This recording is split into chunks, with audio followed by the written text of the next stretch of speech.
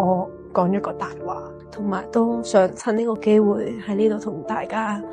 講聲對唔住。童星出身嘅19歲 TVB 小花鍾柔美，一出道就深得力捧，更加橫掃多個新人獎，前途可謂無可限量。其實鍾柔美由出道開始一直都保持純情人設，對外聲稱係 A0，從未拍過拖。但早前佢突然鋪出同緋聞男友劉展廷嘅親密照，引起全城轟動。事後佢否認戀情，更加否認拍過拖，繼續死撐堅持 A0 人設。然而好快網上就連環爆出鍾柔美中學時期多張同男仔激吻嘅親密照，令佢形象徹底崩壞。疑似係有知情人士不忿佢面對傳媒繼續大話連篇，誓要揭穿佢嘅真面目。網民都紛紛指責佢係大話精、扮純情。事隔1個月，佢終於現身，面對鏡頭聲淚俱下咁道歉，親口承認自己講大話。鍾柔美表示喺13歲左右的確拍過一次拖，又承認同其他男同學有曖昧關係，但並非全心收兵，只係因為自己表達得唔好，所以先會引起對方嘅誤會。至於當初點解要話自己係 A0，佢就激動落淚解釋係細個唔識諗，又表示好緊張大眾嘅評價，擔心拍過拖會影響形象，於是就選擇用謊言掩蓋真相。